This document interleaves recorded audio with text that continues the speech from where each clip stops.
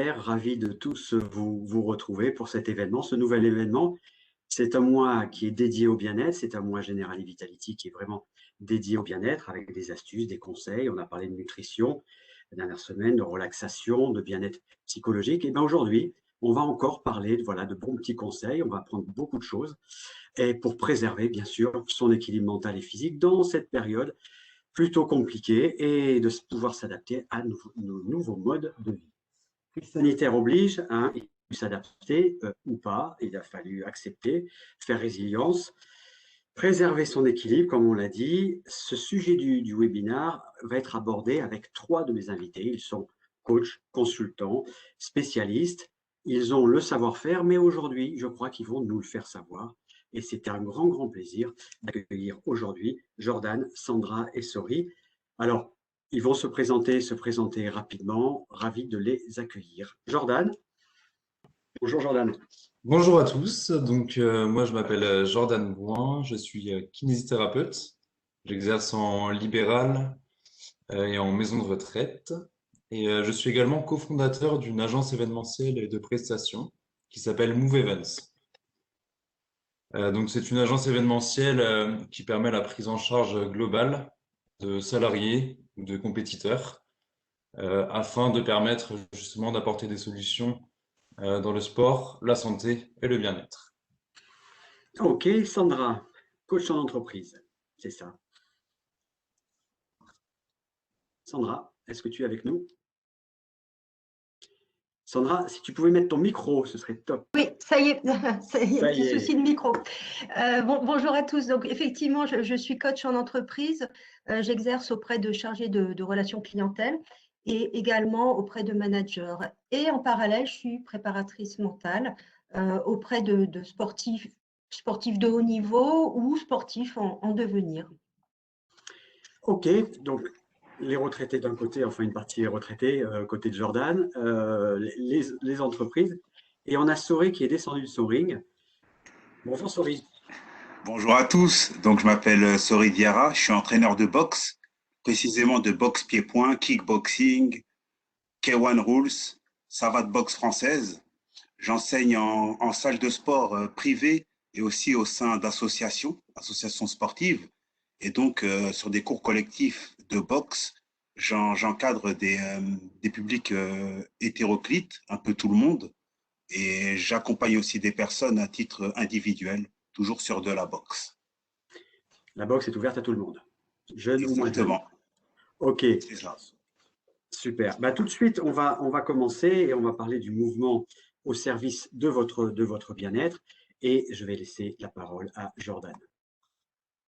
Alors, comme l'a dit Philippe, moi je vais vous parler de l'activité physique principalement aujourd'hui. Alors pourquoi l'activité physique? Parce qu'on peut voir que sur la période depuis l'arrivée du Covid, il y a eu des changements dans nos habitudes de C'est vie, ça. notamment avec la mise en place du télétravail dans les entreprises, pour beaucoup d'entreprises, la fermeture des salles de sport, et puis le couvre-feu depuis 3 ou 4 mois. Et puis même maintenant, on en parlait tout à l'heure avec Philippe, la mise en place d'un nouveau confinement en Île-de-France et dans les Hauts-de-France. Alors, on a 10 km, hein, c'est vrai qu'on a de quoi bouger. 10 km et marquer beaucoup de points à Vitality. Ça, on a de quoi faire. Voilà. Tout ceci en fait a amené des changements qui font que c'est un petit peu plus compliqué quand même de pratiquer des activités physiques ou du sport tout simplement à cause de ces changements. Et, euh, et cette notion d'activité physique, c'est très très important parce que depuis quelques années, il y a quand même une prise de conscience par certaines organisations, comme l'Organisation mondiale de la santé, qui a même décrété que c'était le quatrième facteur de risque de mortalité, le fait d'avoir un manque d'activité physique. Depuis peu, même en France, hein, la Haute Autorité de Santé a validé l'activité physique comme une thérapeutique non médicamenteuse. Donc ça, c'est plutôt positif. Ça montre que l'activité physique est importante pour la santé. Maintenant, on va voir pourquoi. Et il y a une prise en charge aussi qui existe aussi hein, dans certaines régions, notamment l'Est de la France. Il y a une prise en charge où on peut prescrire des séances de sport comme thérapie. Hein, c'est ça. Ouais, tout à fait. C'est une nouveauté 2 ou 3 ans, et c'est même à l'échelle de la France maintenant, et c'est une très bonne nouvelle. Alors, j'aimerais revenir avec vous sur quelques notions, notamment la notion d'activité physique et d'activité sportive. Donc, comme on peut le voir à l'écran, on voit deux personnes qui marchent. À gauche, on peut voir Johan Diniz, qui est notre champion olympique français, qui pratique donc la marche sportive. Et puis à droite, on peut voir une dame qui va tout simplement au travail, peut-être, qui est en train de marcher. Donc, déjà, c'est quoi une activité physique? C'est un mouvement qui est produit par les muscles et qui permet justement une augmentation de la dépense énergétique. Ça, c'est important à savoir parce qu'on n'est pas obligé de faire du sport pour faire de l'activité physique. C'est tout l'intérêt de mon intervention aujourd'hui. C'est vraiment de permettre de faire prendre conscience aux gens que finalement, si on fait du sport quotidiennement, un petit peu tout le temps, eh bien, on a cette dépense énergétique qui permet d'être en bonne santé. Alors, ensuite, on va revenir sur la notion d'inactivité physique et de sédentarité. C'est dans la slide suivante. Merci Philippe. Donc, l'inactivité physique, en fait, c'est seulement le fait de ne pas faire une activité physique suffisante. Ça, je vous en parle parce que souvent on confond avec la sédentarité, alors que la sédentarité, c'est défini par une situation d'éveil caractérisée par une faible dépense énergétique en position assise ou allongée. Est-ce que vous saisissez un petit peu la différence, peut-être Philippe, Sori, Alors, Sandra? j'ai simplement besoin de comprendre, il y a le sport, il y a l'activité physique et la sédentarité. Quelle est la frontière entre le sport et l'activité physique? Et quelle est la frontière entre l'activité physique et est-ce qu'on est obligé de faire du sport ou est-ce que l'activité physique suffit à ne pas être sédentaire? Enfin, Alors justement, je vais revenir là-dessus. Donc, je disais tout à l'heure que donc, l'activité sportive, c'est un petit peu différent de l'activité physique, parce que tout simplement, on n'est pas obligé de faire un sport en particulier pour se dépenser énergétiquement. Et du coup, euh, on peut mettre à côté la sédentarité, qui est le fait d'être dans une position assise prolongée. Donc, à partir du moment où on fait une activité physique, déjà, on n'est pas sédentaire, puisqu'on on est en train de dépenser justement son énergie. Ce qui est important à savoir, c'est que la sédentarité, c'est donc, comme on l'a dit, c'est être assis ou une position prolongée. Finalement, c'est quelque chose qui se distingue de l'inactivité physique, puisque la sédentarité a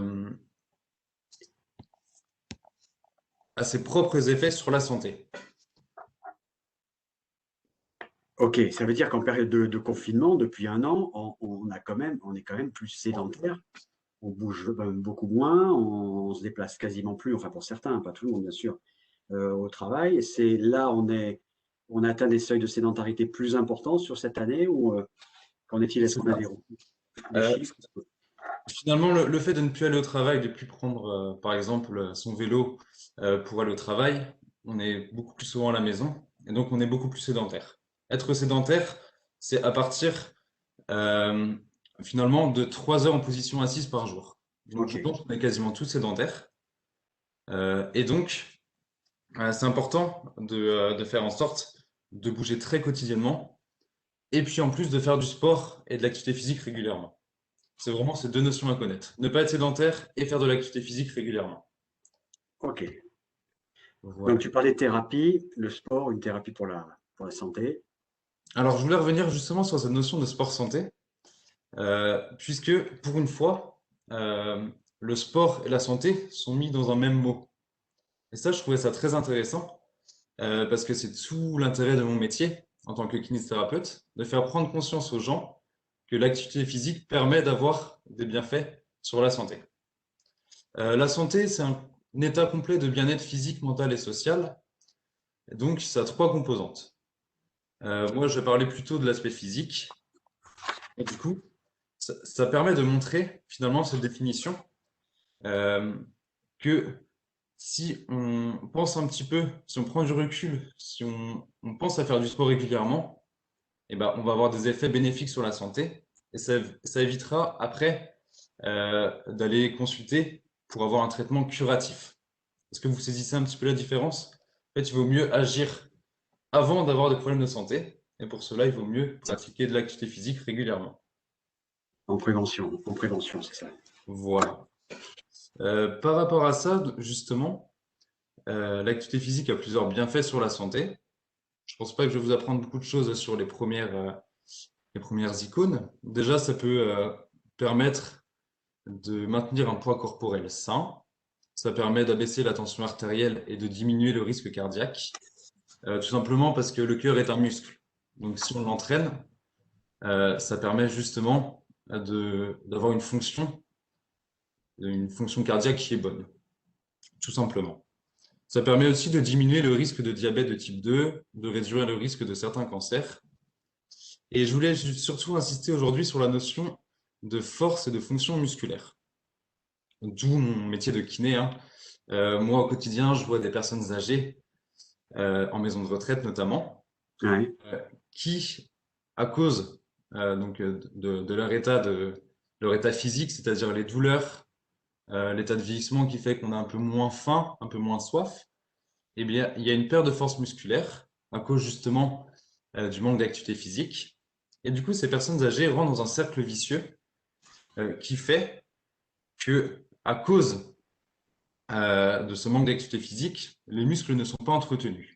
Et ça a des conséquences dramatiques, puisque, justement, ça perd un petit peu donc la fonction de la marche, perdre l'équilibre, et ça peut justement impliquer des complications ensuite. Cette activité physique, peut-être, Philippe? ouais, juste une petite question. C'est vrai qu'on est tous, enfin, je dirais, on vit de plus en plus vieux maintenant. Là, notre qualité de fin de vie doit être parfaite. On aide nos parents. Mais est-ce que on peut faire de l'activité physique à n'importe quel âge? C'est-à-dire, est-ce que nos parents, 75, 80 ans, qui n'ont jamais fait de sport, d'activité physique, est-ce qu'il y a enfin, il y a des thérapies où on passe directement par le kiné, on vient voir Jordan et qui fait des exercices? Est-ce qu'il existe des exercices ou comment ça se passe pour les personnes troisième, voire quatrième âge, quoi? Alors, très bonne question. Donc, Je sais, mais l'idéal, c'est hein, pas mal.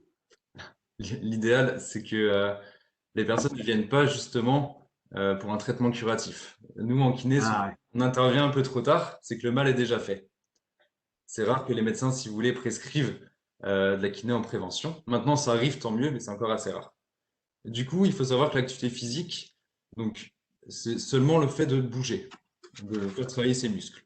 Donc, à n'importe quel âge, même dans le troisième âge, on peut faire de l'activité physique, il suffit juste de bouger très régulièrement. Donc, c'est une habitude à prendre. Et quand je dis bouger, bah, finalement, la marche, ça suffit. C'est déjà bien. Hmm.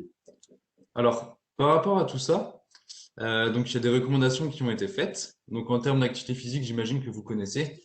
C'est 30 minutes par jour, 5 fois par semaine, de marche rapide, c'est-à-dire de l'intensité modérée à élevée. Donc, bien sûr, ça peut être plus que de la marche rapide, ça peut être n'importe quelle autre activité physique. D'accord. Et pour revenir justement à la notion de sédentarité, comme on parlait tout à l'heure, étant donné qu'on est quasiment tous sédentaires à cause de nos professions, il y a des nouvelles recommandations qui disent qu'il serait bien de se lever et de marcher un petit peu toutes les 90 minutes ou 2 heures. D'accord. C'est la concomitance c'est la concomitance de faire de l'activité physique et de diminuer les taux de sédentarité qui apporteront les meilleurs bénéfices pour la santé. Et ça, c'est quelque chose de nouveau. Et c'est vraiment là-dessus que je veux insister aujourd'hui. C'est pour ça que souvent les montres connectées, notamment les montres connectées avec un tarif tout particulier quand on a actionné notre programme Vitality, mais j'en parle en connaissance de cause, mais par exemple chez Garmin, toutes les heures, si on est assis, la montre sonne en disant il faut bouger. En fait, ces plages de sédentarité, ce qu'il faut éviter, c'est des plages de sédentarité dans ta journée. C'est ça. C'est exactement ça, parce que finalement, quelqu'un qui pratique de la course à pied intensive, si toute la journée, elle reste assise derrière son ordinateur, Ouais, qu'elle pratique le soir, et ben, ça ne sera pas aussi bien pour la santé que de bouger très régulièrement. Par rapport à, par exemple, un infirmier ou quelqu'un qui travaille dans le bâtiment ou dans l'agriculture qui bougent toute la journée. Ok. Voilà. Alors, bon, donc on a vu que le mouvement permettait l'activité physique, et cette activité physique avait des bienfaits sur la santé. On a vu que la santé avait trois composantes, donc la composante mentale, sociale et physique. Et du coup, moi, je vais vous parler un petit peu de la composante du bien-être physique. Euh, alors, est-ce que vous avez déjà remarqué qu'en faisant du sport, vous aviez une sensation un peu d'euphorie, de bien-être après, par exemple, la course à pied? Ça, c'est oui, les endorphines qui se mettent en route. C'est exactement ça. Donc, on a la chance d'avoir des endorphines qui sont sécrétées dans le corps à partir de 30 à 45 minutes d'activité physique, Ça, c'est vrai. euh, d'intensité modérée. Donc, à partir de la marche rapide, on peut avoir des sécrétions d'endorphines. Retenez ça parce que l'effet des endorphines dure pendant 6 heures. Donc, si vous allez au travail le matin, à pied pendant une demi-heure, 45 minutes en y allant sur un bon rythme, et ben vous aurez un bien-être jusqu'à, par exemple, 14-15 heures. Ouais, on est perfusé, là, on a l'âge. Et Voilà. nos collègues aussi, alors. Ah bah oui, exactement. Ils vont ressentir ça également. N'y a-t-il pas un risque d'addiction? Parce que certains, c'est vrai que c'est excellent d'avoir ces endorphines, hein, c'est une drogue gratuite, disponible et sans effet secondaire. Mais est-ce que des fois, il n'y a pas tendance à finalement en faire un peu trop? Est-ce qu'il n'y a pas un effet? Tout à fait, c'est exactement pareil. Moi, je vois certains sportifs au cabinet qui arrivent avec par exemple, des tendinopathies au niveau des tendons, d'Achille par exemple, tout simplement parce qu'ils se sentent tellement bien pendant la course à pied qu'ils n'écoutent plus forcément les petites douleurs, ou ces douleurs sont un petit peu diminuées. Et donc, il y a cet effet où on peut avoir un surmenage sur le corps. Ok, Et ouais. également une addiction, parce que finalement, cet effet, il est quand même hyper intéressant. Et beaucoup, en fait, le répètent très régulièrement sans s'en rendre compte. C'est vrai. Ça peut être un petit peu considéré comme une drogue. Jordan, donne-nous des petits conseils. Allez, des petits conseils, des petites astuces Allez, pour pour marquer des points finir, vitality, pour bouger. voilà, pour finir des petits conseils qui peuvent être adaptés au quotidien. Bah déjà, on peut se lever un petit peu plus tôt, justement, pour profiter de ces endorphines. Si on fait un petit peu de sport avant le travail, ça peut toujours faire du bien. C'est- Euh, on peut prendre les escaliers tout simplement plutôt que l'ascenseur. On peut réduire le temps de transport en commun. Ça peut être intéressant. On peut y aller, enfin, on peut aller au travail à vélo, à pied. Il y avait une petite campagne de communication qui a été faite en Angleterre qui disait que les personnes âgées, enfin, qui disait on ne devait pas laisser notre place aux personnes âgées. Alors, ça peut vous sembler un petit peu bizarre, Ouais. mais finalement, c'était juste pour faire prendre conscience que les personnes âgées aussi devaient se tenir debout de temps en temps et faire un peu d'activité physique. Voilà pour la petite anecdote. Sinon, au Ok. travail, il y a plusieurs choses qui peuvent être mises en place. Ça peut être tout simplement marcher en répondant aux appels. Ça peut être aller plutôt voir ses collègues plutôt que d'envoyer un email. Ça peut être se Alors là, tenir debout. c'est compliqué en ce moment, hein, pour le En télétravail, ce pour ceux moment, qui c'est sont en pas simple. télétravail, c'est quand même pas simple. Mais bon, ok, les En escaliers. ce moment, c'est pas simple en effet. Mais et sinon, on peut se tenir également debout pendant les réunions ou pendant les appels, comme je le disais. Parce que le but, hein, c'est vraiment d'éviter cette position assise prolongée. C'est vraiment de dire que chaque petit pas peut avoir un effet bénéfique tout au long de la journée et à la fin de la journée finalement. Parce que passer la corbeille un peu plus loin, on fait trois pas, ok. Mais voilà, c'est plutôt trois pas répétés, ok. Et ce qu'il y a à retenir, c'est la régularité. C'est-à-dire qu'il faut essayer de bouger très souvent pour permettre d'oxygéner justement les tissus et faire en Ouais, sorte qu'il y ait moins de douleur également. Alors, si vous voulez, vous pourrez aller voir sur Internet, il y a des challenges qui sont mis en place. Par exemple, la Ligue de cardiologie belge a mis en place le challenge Please Stand Up and Move, qui consistait à proposer une dizaine de défis à faire justement sur 10 jours. Ça peut être par exemple de faire 10 000 pas par jour, ça peut être faire les réunions debout comme j'en parlais tout à l'heure. Vous pourrez aller voir sur Internet. Vous pourrez également aller voir sur le site Internet de Move Events. On propose des solutions qui permettent d'allier à la fois les bienfaits du sport et de la santé, super.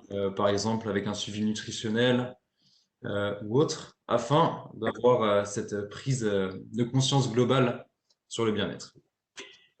Merci Jordan. Je vous rappelle qu'il y a un chat, vous pouvez poser vos questions, les invités sont là pour y répondre. Et maintenant, après l'activité, merci Jordan, merci pour ton Merci. intervention. On n'hésitera pas à te solliciter au courant de l'émission. On n'oublie pas, il y a un chat, vous pouvez poser des questions. Après la santé physique, la prise en charge de l'activité physique et sportive, eh bien, il y a aussi l'activité mentale. Et pour en parler, qu'il est mieux que Sandra Vess, hop, là, qui va nous parler de l'exercice, son mental, pour améliorer son bien-être. Salut Sandra, on t'écoute. Rebonjour à tous. Alors, ce que je vous propose pour être bien aligné avec Jordan, c'est d'écouter peut-être les 5 premières minutes de mon intervention debout. Pourquoi pas? C'est pour les caméras, ça va être compliqué. En Non, tout on cas, va pour les obliger tout le monde à la fin de se lever. Pour nos participants. Avec Sori, on va bouger, je pense. Avec Sori, on va bouger. Oui, c'est vrai. Allez, exceptionnellement. Alors, effectivement, Jordan nous a parlé beaucoup de la santé physique et je reprends cette très belle citation de l'OMS. C'est quoi la santé? Parce que si je vous dis, est-ce que vous êtes en bonne santé, vous êtes en forme, vous revenez chez le médecin, il vous dit, bah oui, tout va bien, mais finalement, mentalement, vous n'êtes pas si bien que ça. On en parle beaucoup aujourd'hui avec le confinement. Donc la santé, c'est physique, mais c'est aussi mental. Et c'est ce qui est repris dans cette définition, en tout cas, de l'OMS. Alors, la santé physique, on parle beaucoup de bien-être dans nos interventions, mais c'est être bien dans son corps. La santé mentale, on en parle parfois un petit peu moins. Pour être simple, on va dire, c'est être bien dans sa tête. Alors, vous voyez qu'il y a là une définition bien scientifique, une exploitation de ses ressources psychiques, émotionnelles, cognitives. Donc, il y a beaucoup de choses dans cette santé mentale. Maintenant, ce qu'il faut savoir, c'est que être bien dans sa tête, c'est quoi? C'est quoi pour vous? Je vous laisse un petit peu y répondre, si vous voulez. Des pensées positives, ça vous parle, d'être bien avec les autres, d'être bien avec soi-même, de s'encourager, d'être bien en relaxation, voilà. Donc voilà un petit peu l'ensemble des petites choses que vous vivez au quotidien, quand tout se passe bien, tout est fluide, ou quelquefois quand vous êtes plutôt en opposition ou en contrariété.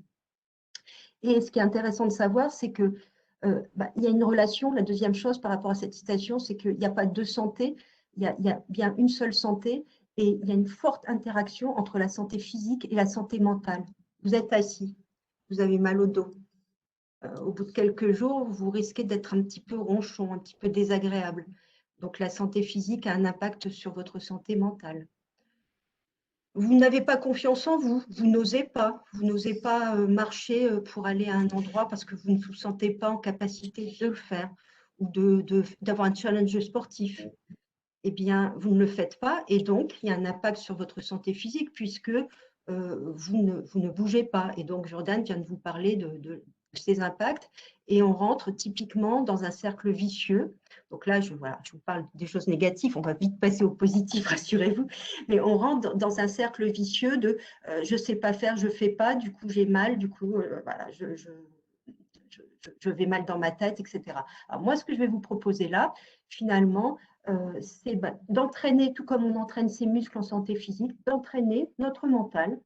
Et il faut savoir que effectivement, les circuits neuronaux, ils se construisent sous l'effet de l'expérimentation. Alors, confinement dit, moins d'expérimentation, vous sortez moins de chez vous, même si certains travaillent encore beaucoup plus, je pense au milieu, par exemple, des infirmiers, infirmières. Néanmoins, vous avez moins d'expérience mentale, vous découvrez moins des nouveaux paysages, vous bougez moins. Donc, votre cerveau reçoit moins d'impact et donc il a moins de capacité à s'adapter. Alors, quoi de mieux maintenant? Ce que je vous propose, c'est de nous exercer. Et quoi de mieux qu'un objectif positif pour améliorer votre bien-être que vous pouvez vous fixer, qui fait que, eh bien, vous allez exercer à nouveau votre mental et il sera en pleine forme.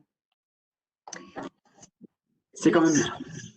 Ça s'entraîne, c'est pas comme un muscle, mais il s'entraîne comme un muscle, par la répétition. C'est exactement le même principe, en fait.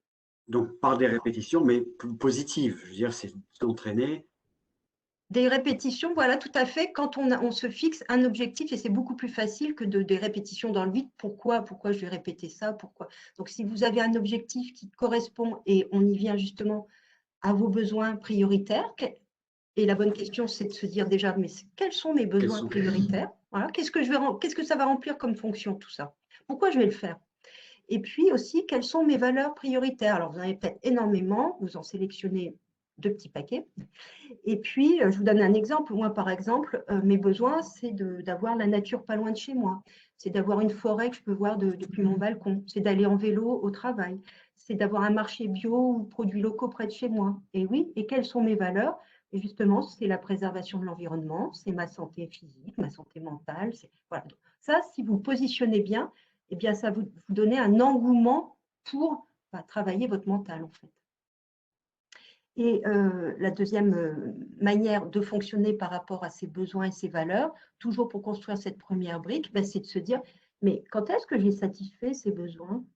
Quand est-ce que je consolide mes valeurs et que mon bien-être, il vient du fait que je suis bien alignée avec mes valeurs? Alors, quand est-ce que je fonctionne de cette manière-là? Donc, on est habitué en coaching à avoir dans une sorte de camembert, 4 grandes parties. À quel moment de mon temps je satisfais mes besoins et mes valeurs? Est-ce que c'est dans ma vie de famille, dans ma vie professionnelle, dans mes moments de détente un peu personnels, en solitaire, ou bien dans ma vie sociale? Et une fois que vous aurez réparti et vous saurez où est-ce que vous satisfaites bien ces éléments-là, eh bien, à vous de voir si vous êtes bien et que tout va bien, ou si vous avez un objectif pour améliorer votre bien-être, qui est de répartir un petit peu différemment ce camembert. Donc, ça nécessite un petit travail personnel, ça nécessite de bien voir où est-ce que vous vous ressourcez, où est-ce que votre bien-être est encore plus alimenté et meilleur, et de valider aussi, parce que quand on bouge des choses dans sa vie, d'abord c'est compliqué, et puis il faut être motivé par ça, donc par une augmentation du bien-être, et puis aussi il peut y avoir des inconvénients.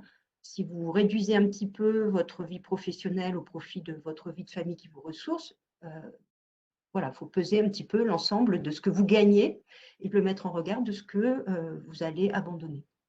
Cet outil, cet outil, tu l'utilises toujours en entreprise, quand tu vas coacher dans les entreprises, c'est vraiment un… Alors là, en fait, je partage avec vous des grands principes.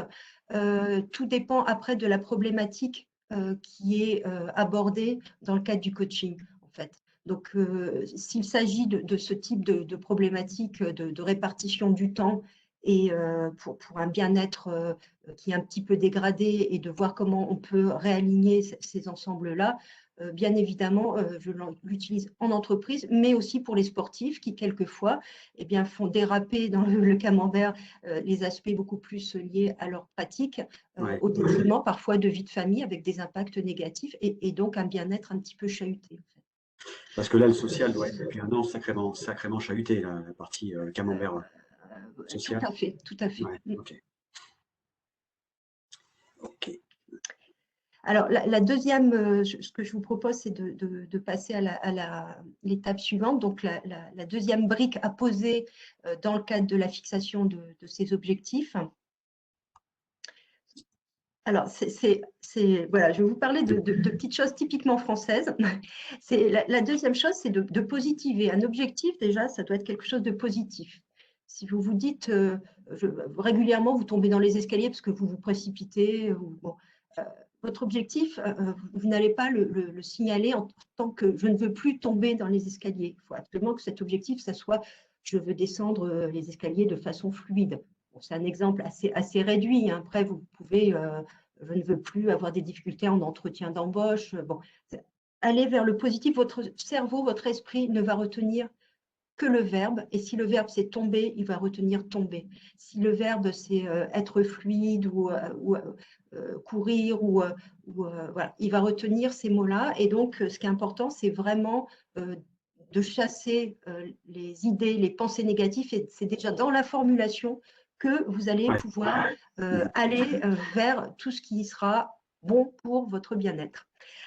Pour cela, déjà, c'est de se dire, mais finalement, de valoriser vos capacités. Alors, quand on parle, même en coaching, hein, en coaching individuel. Si on pose la question aux personnes, quelles sont vos capacités, quelles sont vos qualités? Les réponses, curieusement, c'est alors là, je ne suis pas très bon là-dessus, et puis là-dessus, il faudrait que je m'améliore. Donc, on entend tout de suite parler de ce qui ne va pas. Et c'est un petit peu français. Vous parlez de l'américain, il sera un petit peu différent. Mais voilà, on n'a pas cette habitude de valoriser nos qualités. On n'y pense même pas trop. On pense à ce qu'on doit améliorer, mais pas souvent. Je pars de quelle base, quelles sont mes premières briques, mon soutien. Et tout le monde en a. Hein. Tout le monde, même en sport, tout le monde a 2 bras, 2 jambes. S'il n'y a pas de blessure, déjà, c'est super. Et déjà, voilà, par exemple, ça fait partie des choses qui sont bien à nous et qu'on peut exploiter. Donc, vraiment, de valider tout ce qu'on est en capacité d'exploiter du mieux. Si vous n'y arrivez pas, demandez à vos amis, essayez de prendre un petit peu de recul, demandez à vos connaissances ou à vos ennemis. Ils seront quand même vos ennemis seront capables de vous citer vos qualités. Et ça sera très objectif d'ailleurs. Vous pouvez également vous comparer au bon modèle. Quand je dis ça, c'est j'entends des gens qui me disent le vélo, c'est pas fait pour moi au bout de deux petites sorties de vélo. Parce qu'ils se comparent à d'autres personnes qui font des 80 km, mais qui s'entraînent depuis 20 ans. Voilà. Et voilà, donc c'est une façon de se dévaloriser et de se rappeler qu'un enfant tombe plus de 1000 fois avant de marcher. Et il ne dit pas la marche n'est pas fait pour moi, j'arrête. Je vais finir en 4 pattes. On n'en voit pas beaucoup des adultes dans ce cas-là. Enfin, je ne sais pas, s'il n'y a pas à ma connaissance. Donc voilà, essayez de revenir avec cet esprit d'enfant qui accepte qu'il y a beaucoup de paliers dans la fixation des objectifs et pas forcément des succès à chaque palier. Mais on ne va pas gagner toutes les batailles, mais on va gagner la guerre. C'est ce qu'il faut vraiment avoir en tête. Et enfin, de valoriser ses capacités, mais aussi tout ce qu'on a su faire avant. Vous avez su faire pendant le confinement, je suis sûre, des choses que vous n'auriez pas imaginé faire. Il y a plein de personnes qui se disent finalement avec mes enfants c'était compliqué, finalement des gens qui font de l'accueil client, qui disent on était moins fluide parce qu'on n'avait pas nos collègues de visu, etc. Mais en fait, ils ont été capables de faire énormément de choses dans un contexte hyper compliqué. Donc en fait, ils ont vraiment, c'est important de valoriser tout ce qu'on sait faire par rapport à des choses sur lesquelles on ne peut pas forcément agir, des contextes compliqués. Vous allez faire un petit peu moins, bien peut-être, mais vous allez faire et c'est ça qui est génial. On a cette pudeur finalement de ne pas se valoriser, de ne pas être bienveillant avec soi-même, quoi, finalement. On attend de la bienveillance des autres, on dit en entreprise, la bienveillance en entreprise, etc. Mais déjà, la bienveillance peut aussi commencer par une autosatisfaction et bon, sans tomber dans l'excès. C'est un petit Superman qu'on voit dans la vie. Oui, voilà, c'est un petit Superman. Donc, effectivement, on va essayer de ne pas se comparer à Superman, puis c'est un petit peu du cinéma, non, Superman, quand même. Alors, ça ne nous empêche pas de rêver. Donc, rêvons un peu et rêvons aussi, voilà, on revient vraiment à cette notion d'objectif. Rêvez dans votre objectif, visualisez, voyez-vous en train de franchir une ligne d'arrivée, voyez-vous en train de réussir votre entretien d'activité, votre entretien d'embauche et voyez surtout, et c'est là où vous renforcez dans les moments, il y a toujours qui dit objectif, dit moments difficiles aussi, hein. Il y a beaucoup de plaisir, il y a beaucoup de résilience, oui.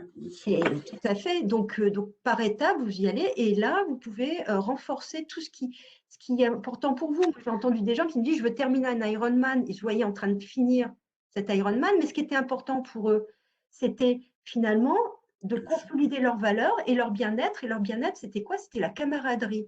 Ils avaient un cercle d'amis, de personnes qui avaient fini des Ironman. Ils étaient contents d'en parler.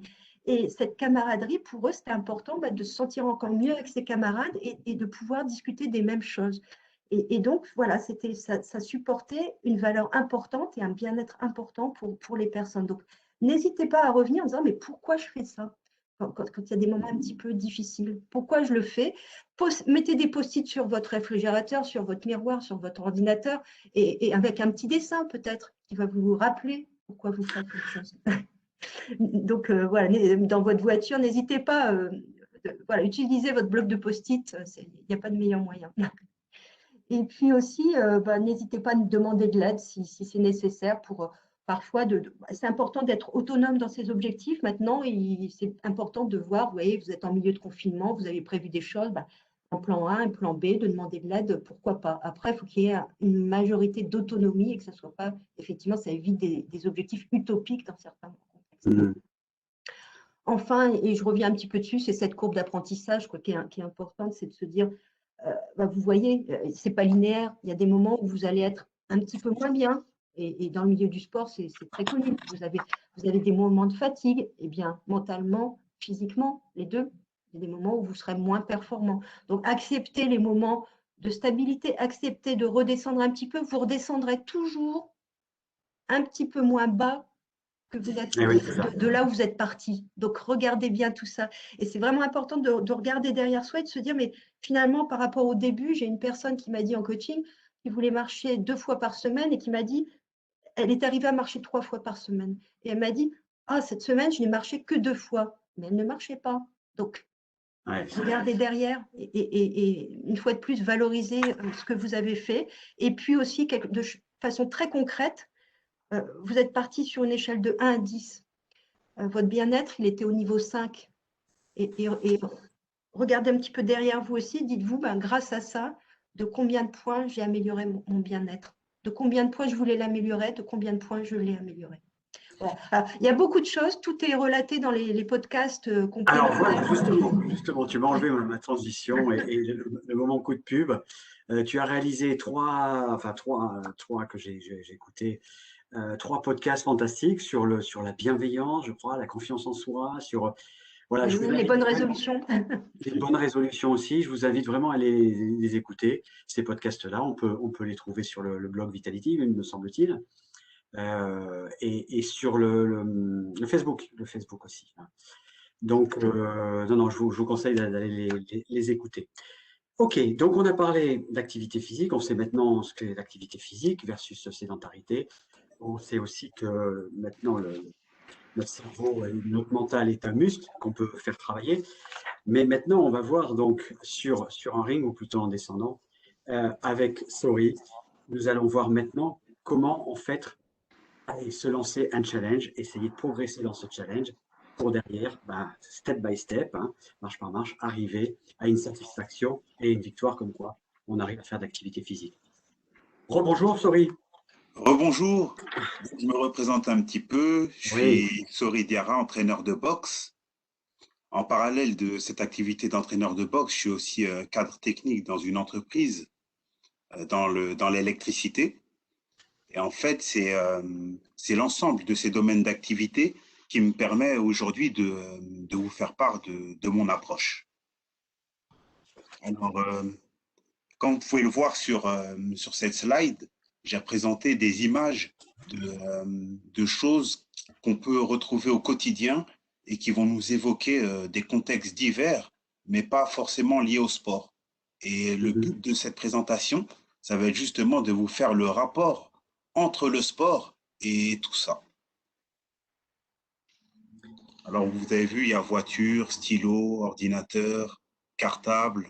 Oui. J'aurais pu rajouter, par exemple, un stéthoscope, un marteau, un balai, un peu tout ce qui remplit notre quotidien. Alors, en y accordant un peu plus ou moins d'attention, on peut voir en fait, on peut retrouver des similitudes dans notre façon de vivre ces situations du quotidien avec d'autres situations qui sont, elles, plus spécifiques au sport. Mais sans plus attarder, je vous propose tout de suite de nous mettre un peu en mouvement et de boxer ensemble. Alors, on remonte sur le ring. Allez, Sori. On n'a pas les gants, hein.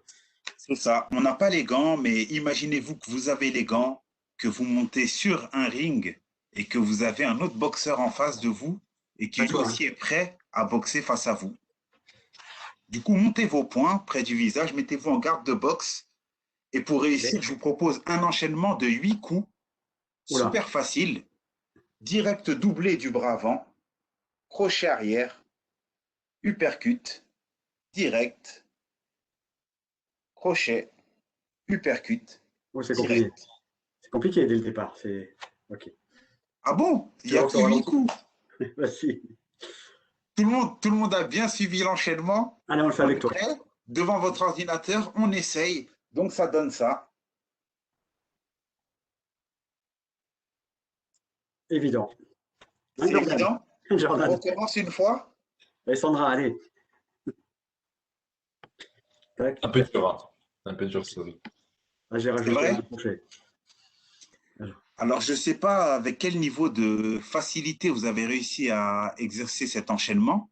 Le but, c'était pas forcément que ça soit abordable pour justement vous montrer comment ça peut être compliqué lorsqu'on n'aborde pas de manière organisée quelque chose. Lorsqu'on n'a pas un objectif aussi qui est adapté. Ça veut dire qu'on ne peut pas s'inventer, voilà, de dire je veux faire du sport demain, je veux faire d'activité physique. Il faut, voilà, ça se prépare et il y a un parcours et des étapes à respecter. Exactement. Et avant tout ça, avant de rentrer dans ce détail, dans ces étapes, je vous propose de parler un peu de ce qu'est le bien-être pour vous.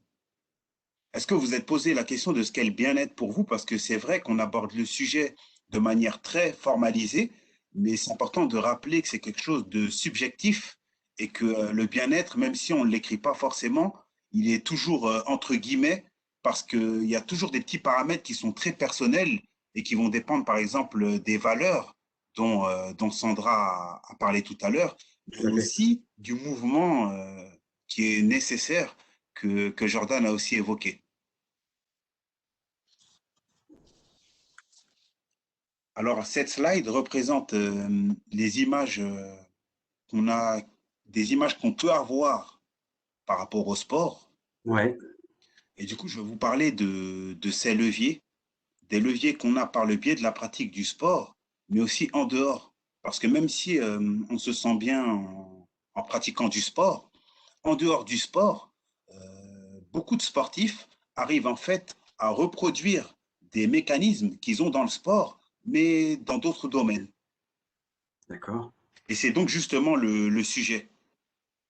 Du coup, le but de ce discours, c'est aussi mettre en exergue dans vos esprits quelles sont les composantes du bien-être pour vous. Parce que si on ne les a pas bien identifiées, c'est dur en fait de les mettre comme objectif et d'après pouvoir les atteindre.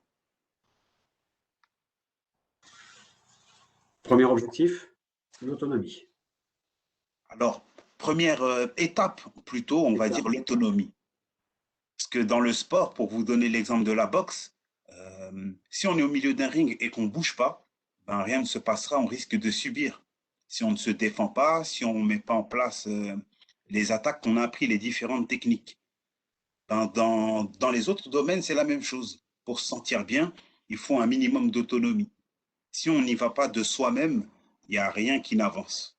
Du coup, c'est très important aussi de se rappeler de sujet de cette étape de l'autonomie, parce que on peut avoir tendance à attendre quelque chose de l'extérieur, d'avoir un coup de pouce, d'avoir quelque chose de l'extérieur. Mais le mieux, c'est vraiment d'être autonome et de déjà partir soi-même, faire un pas avancé. Quitte à avoir un peu de coaching au départ, mais ensuite avoir son autonomie, que le coaching nous aide à devenir autonome. Oui, je pense qu'avant d'être autonome, enfin avant de faire appel à un coaching, on est déjà autonome et on se dit, OK, j'ai besoin du coaching. Si le coaching Ok, vient à nous, il y a déjà un ok, problème d'autonomie parce qu'en d'accord. fait, le coaching est toujours choisi par la personne. Il doit le souhaiter. S'il est imposé, on peut partir dans quelque chose de D'accord. mauvais. Alors, on a l'objectif, bien sûr, parce que c'est bien d'être autonome, mais il faut être autonome pour quelque chose. Et donc, l'objectif, c'est le choix. Qu'est-ce qu'on veut faire? Quel est le but? Qu'est-ce que je veux atteindre? Sandra l'a bien dit tout à l'heure, hein, sur le niveau mental, etc. Il faut un objectif, quoi. Exactement. Et toujours dans ce cadre de bien-être, en ayant ces composantes du bien-être bien établies et en les mettant dans l'objectif, ça peut permettre de les atteindre. Parce que le bien-être, c'est pas forcément quelque chose qu'on atteint, quelque chose vers lequel on va. Ça peut être aussi quelque chose qu'on vit, une démarche simplement. Et du coup, directement dans la pratique d'une activité, par exemple, on retrouve du bien-être. Ok, donc autonomie, objectif, et derrière, ça passe par l'entraînement. Oui, bien sûr, ça passe par l'entraînement et l'entraînement permet de comprendre qu'il y a des étapes, de formaliser le fait qu'il y a des étapes et qu'on n'arrive pas tout de suite dans le dur entre guillemets Et parce que le dur, justement, on ne le voit pas arriver en allant étape par étape.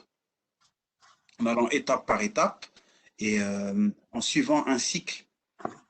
Comme vous pouvez le voir sur la slide, l'entraînement, il se compose d'étapes importantes qui sont déjà le fait de mesurer.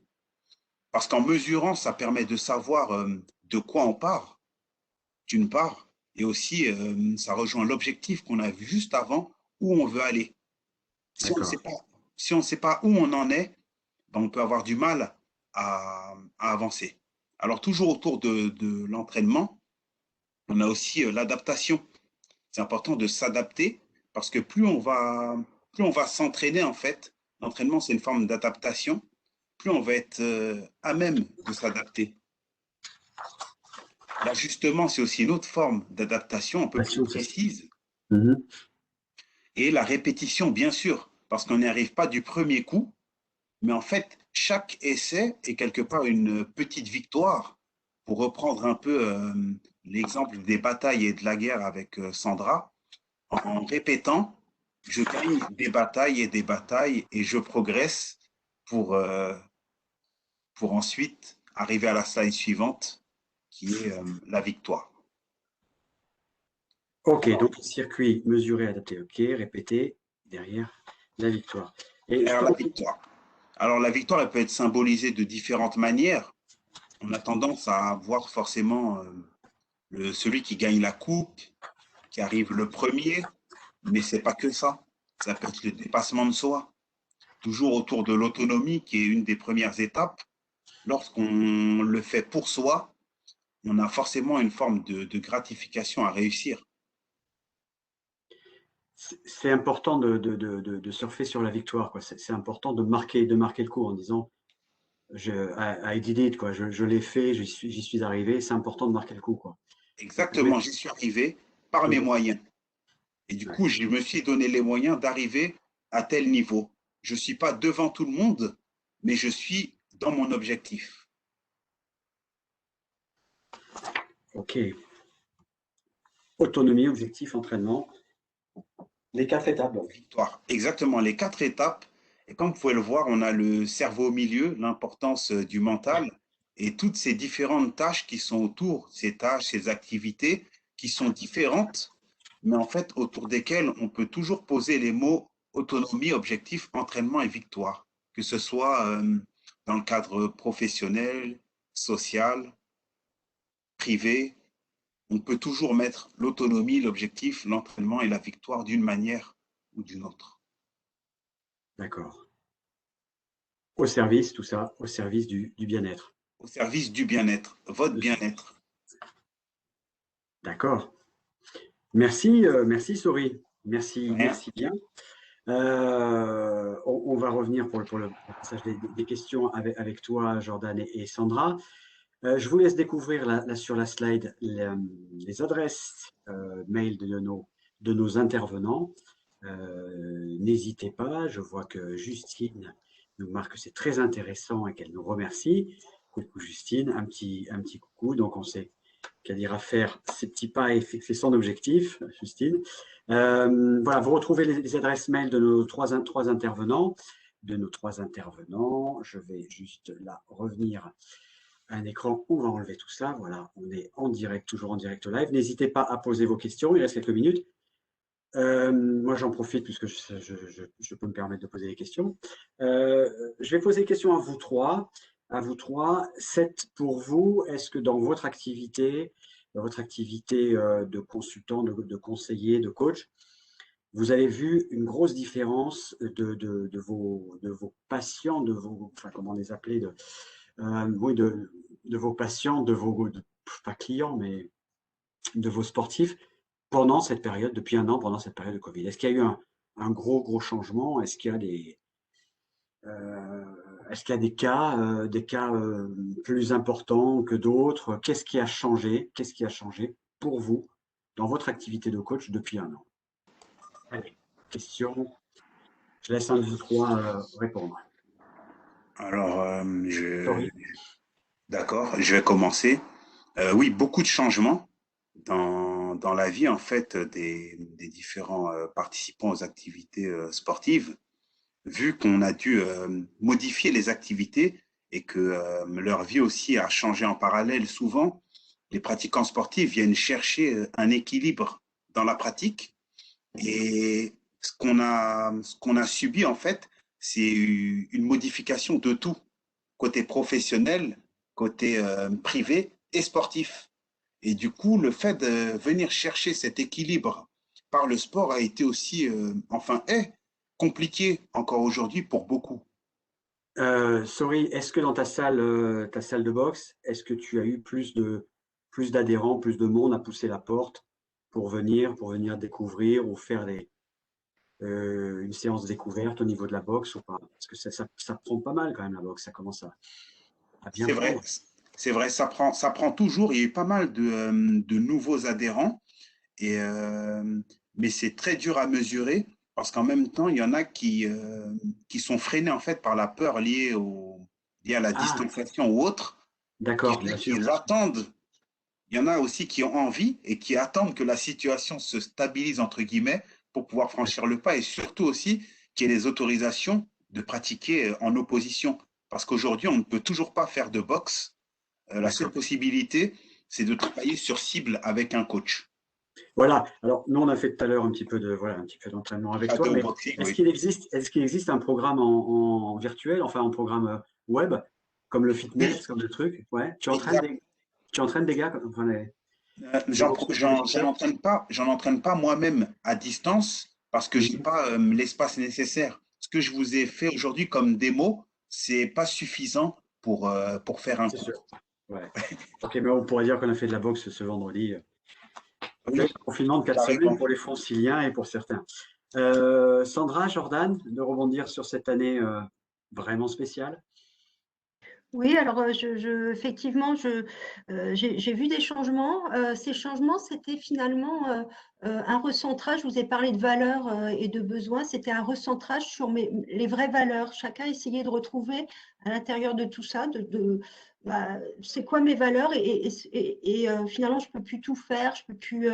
Mais qu'est-ce qui est important pour moi et qu'est-ce qui fait que je vais malgré tout ce qui peut se passer autour de moi, qui n'est pas forcément agréable, qu'est-ce qui fait que je vais tenir bon, qu'est-ce qui fait que je vais me fixer un objectif pour que moi, j'aille mieux à l'intérieur d'un tout un peu compliqué. Et donc, tout ce travail-là enfin, il y a eu beaucoup de demandes autour de ce travail finalement, je me recentre, je me disperse un peu moins pour consolider, être plus solide par rapport à un univers sur lequel j'ai de moins en moins d'emprise en ce moment Ouais. et pouvoir m'adapter, mais avec ce que je vaux, ce que je suis, et notamment la valeur de la santé qui est revenue vraiment très en avant. Donc, pas mal de personnes qui va aussi, pour certains avec le télétravail, pour d'autres raisons, mais parce qu'ils avaient peut-être plus de travail, hein, de manipulation, ça peut être pour des infirmières. Donc, c'est aussi comment moi, je vais me solidifier physiquement, ma santé, comment je vais fixer des objectifs pour que je sois plus résistant et me conserver un moment de plaisir à l'intérieur finalement de choses qui sont ouais, pas toujours très agréables à vivre. Bon, on a découvert quand même le boom du yoga, par exemple. Mm. Le yoga progresse. Enfin, Jordan, la transition est aussi toute trouvée par rapport à ton activité, mais on s'aperçoit que finalement, le yoga, la vente de bouquins sur le bien-être, la zénitude, voilà, c'est devenu. Je pense que il y a eu une prise de conscience assez grande. Jordan, dans ton activité, et par rapport aussi, tu parlais, tu interviens dans les EHPAD, une population qui a quand même été sacrément et qui est sacrément touchée, hein, on peut mettre toujours au présent. Euh, Parle-nous de ce changement qu'il y a eu auprès de tes patientes et tes patients. Alors, oui, donc ce qu'on a pu remarquer déjà dans les maisons de retraite, c'était l'isolement des personnes avec on va dire, des restrictions qui étaient strictes. Notamment sur le premier confinement, moi j'ai vu justement l'état physique de mes patients se dégrader au fur et à mesure du premier confinement déjà, à cause justement du manque d'interaction sociale, et ce même chez les personnes qui sont démentes, et qui ne reconnaissaient pas forcément leurs enfants, leurs petits-enfants. Finalement, chaque stimulation sociale est importante. Et pour revenir justement sur l'aspect un peu plus on va dire, bien-être, sport. Ouais. Je l'ai vu aussi chez mes autres patients, donc un petit peu plus jeunes, sur le fait que tout seul, c'est difficile de se fixer des objectifs et de se motiver. Et finalement, les mouvements collectifs permettent justement de créer une émulsion et, euh, et de motiver les gens à atteindre des objectifs. Et donc c'est là le but justement je pense que, enfin, de nous tous, c'est de stimuler les gens en fait à retrouver des interactions sociales, même si physiquement des fois c'est encore compliqué, mais pour permettre de faire avancer les objectifs de chacun. Ok, les pensées positives, on en parlait. Tu en parlais tout à l'heure, Sandra. C'est vrai qu'en France, on est quand même, hein, le train arrive en retard, le verre est à moitié vide. Euh, vous vous inspirez tous les trois d'un petit peu de ce qui est fait chez nos amis anglo-saxons, du côté du Canada, etc.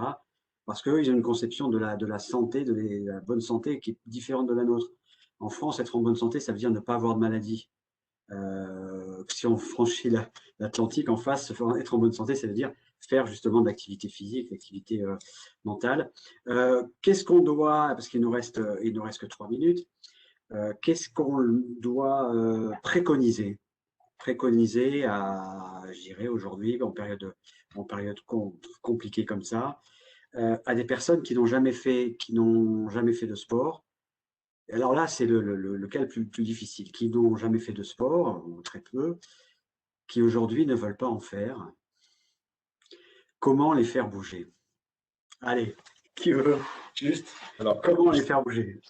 je veux bien commencer parce que justement on va dire que c'est mon combat de chaque jour avec les personnes J'imagine, qui viennent Jordan, se programmer j'imagine. chez elles. Je fais beaucoup de visites à domicile, notamment. Et donc, pour ça, en fait, il faut passer sur la régularité, sur la fréquence au final des efforts et demander des toutes petites choses qui paraissent minimes, mais demander à augmenter la fréquence. C'est-à-dire qu'une personne qui a des difficultés à marcher ou une personne qui ne veut pas faire de sport ou qui n'aime pas ça, bah, c'est juste lui demander enfin, voilà, d'aller chercher sa baguette à la boulangerie à pied et le faire chaque jour. Déjà, c'est ça. Il y a certaines personnes, par exemple, qui font une fois des courses par semaine, on peut leur demander d'aller faire des courses une fois par jour, Ouais, prendre des petites quantités. En fait, il faut passer par cette régularité et cette fréquence pour pouvoir ensuite progresser au niveau physique. Et du coup, dans le sport, c'est exactement pareil. Si on veut courir un marathon, bah, il faudra commencer à courir très régulièrement, mais sur une petite durée. Et puis après, la durée viendra petit à petit. ouais. Sandra, ton petit conseil? Je ne vais pas rentrer dans un coaching, mais c'est en fait de comprendre un petit peu pourquoi il y a ces blocages, aussi, d'essayer de visualiser ce que ça peut apporter.